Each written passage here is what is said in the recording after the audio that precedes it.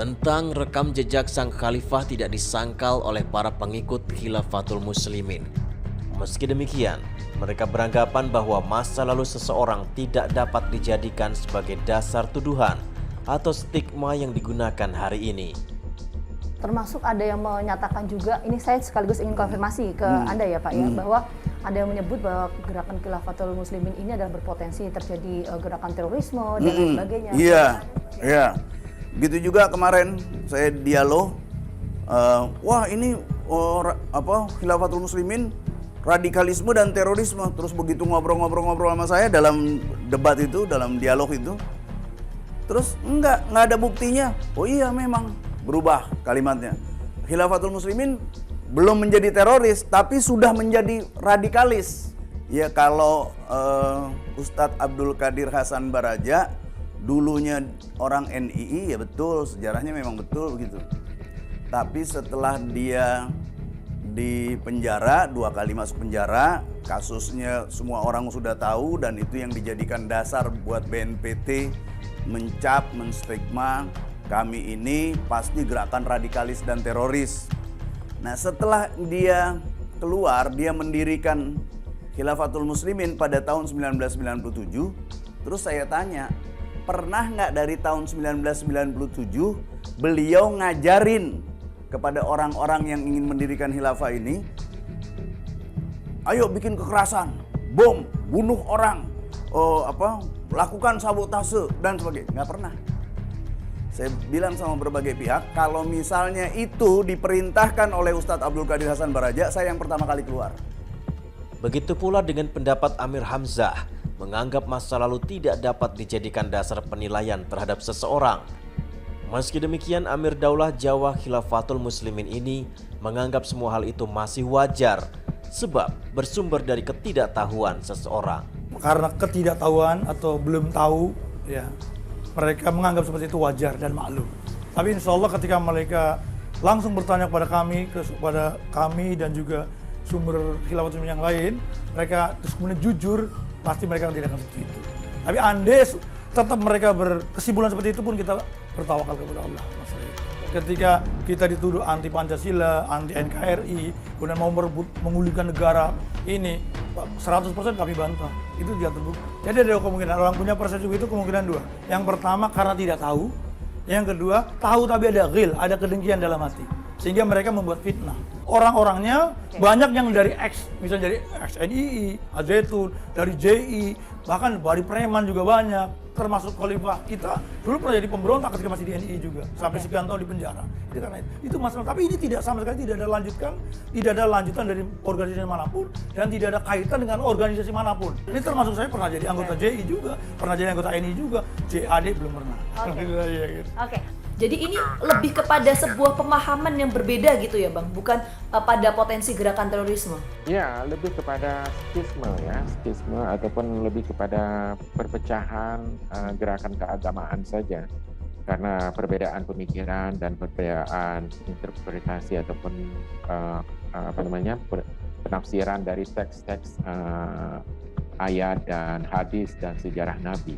Dan saya melihat bahwa memang ada gejala defisit pengetahuan dan keilmuan keagamaan, terutama sejarah keagamaan yang mereka tidak pahami. Mereka kadang-kadang memiliki daftar yang cukup tentang berapa orang yang menjadi khalifah di masa Utsmaniyah di Turki, tapi mereka tidak tahu bahwa ada beberapa khalifah yang gay misalnya, yang homoseksual di dalam kekhalifahan Utsmaniyah tersebut. Kemudian juga mereka tahu tentang sejarah Nabi, tapi mereka tidak bisa mempelajarinya secara sistematis dan tematik.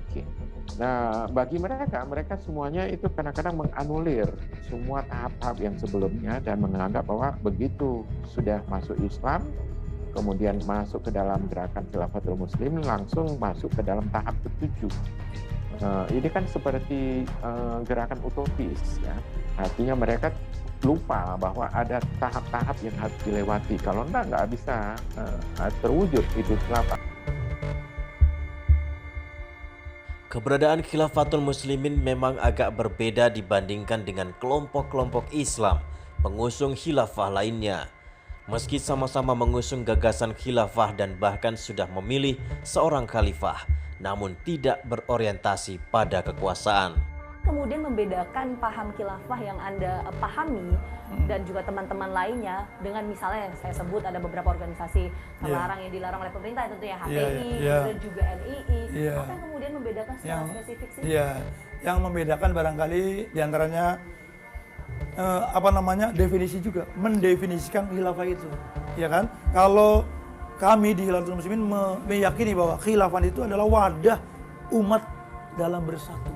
Bahkan bukan hanya umat yang beragama Islam yang wajib bersatu. Non-Islam pun kita ajak untuk bergabung dalam khilafahan dipimpin seorang khalifah. Dan sifatnya seluruh dunia, tidak dibatasi tanah air gitu. Jadi bukan dalam rangka untuk memberontak, bukan dalam merebut kekuasaan. Ya kan? Kalau bagaimana pandangan Anda soal HTI, NII begitu? Kalau mereka barangkali alam saya juga nggak tahu karena saya juga tidak pernah bergabung dengan mereka. Tapi kalau baca-baca bukunya barangkali kalau mereka memahami khilafah itu adalah sebuah negara khilafah yang harus berkuasa, yang harus punya wilayah, gitu. Barangkali seperti itu. Maka mereka merencanakan untuk menggulingkan kekuasaan. Ya kalau masih lemah barangkali enggak. Tapi kalau kita tidak, insya Allah kita tidak sama sekali niat untuk menggulingkan kekuasaan. Karena tidak ada sunahnya juga kita menegakkan Islam dengan merebut kekuasaan. Kalau dalam keyakinan kami, kekuasaan itu adalah anugerah dari Allah. Allah akan berikan kepada orang-orang yang beriman dan beramal soleh bahwa mereka akan diberikan kekuasaan. Ini dalam Quran surat An-Nur ayat ke-55. Allah berjanji begitu. Pandangan ini juga diamini oleh Al-Haidar, peneliti terorisme di Indonesia. Al-Haidar menganggap ada sesuatu yang berbeda antara Khilafatul Muslimin dengan kelompok pengusung khilafah lainnya. Jadi ini merupakan satu indikasi bahwa mereka melakukan eufemisme atau pelembutan atau mengurangi kadar atau nilai dari makna khilafah itu sendiri. Bagi Al-Haidar, apa yang dilakukan oleh Khilafatul Muslimin di jalanan beberapa waktu lalu hanya sebatas upaya melakukan perekrutan anggota dan menggalang dana. Sebab menurutnya, agak sulit mewujudkan khilafah hanya dengan berdasar konvoi-konvoi kendaraan saja. Ya, tujuannya hanya sebatas untuk menghidupkan organisasi mereka. Mereka tidak pernah benar-benar ingin mewujudkan sebuah khilafah. Karena nggak mungkin khilafah itu bisa diwujudkan dengan cara konvoi-konvoi saja, tanpa harus revolusi ataupun berperang. Apalagi Khilafatul Muslimin juga sudah salah di dalam merumuskan apa itu khilafah. Bagi mereka khilafah itu adalah jamaah, bukan negara. Ini kan aneh sekali. Karakter mereka, ya, yang pertama mereka playing victim, merasa diperlakukan tidak adil, merasa dizolimi, merasa dikriminalisasi, merasa paling benar, merasa paling agamis, kemudian mudah menjustifikasi orang lain sesat, bid'ah, kafir, dan lain sebagainya. Kemudian mereka reaktif, ya, reaktif dan kecenderungan insubordinasi.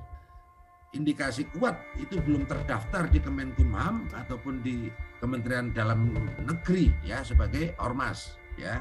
Kemudian yang paling bahaya karena paham takfiri dengan mengkafirkan terhadap orang lain yang berbeda, kelompok yang berbeda, termasuk mengkafirkan negara ini, maka mereka kecenderungan menghalalkan segala cara atas nama agama. Karena mereka sejatinya ingin mengganti ideologi negara, ingin merebut kekuasaan, tetapi kondisinya masih minoritas. Sementara jumlah anggota Khilafatul Muslimin sendiri hingga kini terus berkembang. Menurut Amir Hamzah yang mengkoordinir wilayah Pulau Jawa dan sekitarnya, struktur keorganisasiannya juga terus berkembang. Selain itu, anggota yang telah bergabung biasanya akan memiliki loyalitas tinggi karena sudah melakukan ikrar setia. Keanggotaan sendiri dari Khilafatul Muslimin ini seperti apa sekarang? Dari tahun ke tahun, apakah berkembang pesat atau bagaimana saat ini kondisinya? Alhamdulillah, sebatas yang saya tahu dari awal saya bergabung lebih kurang 20 tahun lah kurang lebih ini, ya alhamdulillah semakin berkembang. Karena dulu di Pulau Jawa ini terdiri dari satu wilayah, sekarang sudah 7 wilayah begitu kan. diawali karena kita mengawali dari seorang diri, ya kan? Jadi sebagaimana sudah diketahui bahwa khilafah ini, Khilafatul Muslimin itu bukan sebuah wadah yang dibuat oleh Ustaz Abdul Qadir Baraja, bukan, tetapi suatu wadah kesatuan umat.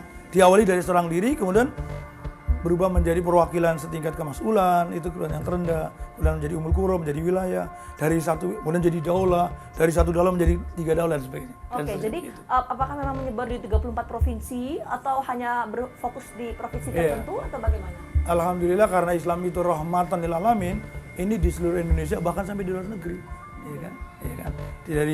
Dari ujung Sumatera sampai Papua, alhamdulillah ada. Untuk bergabung menjadi warga khilafah, kita ada ikrar janji sebenarnya, janji setia.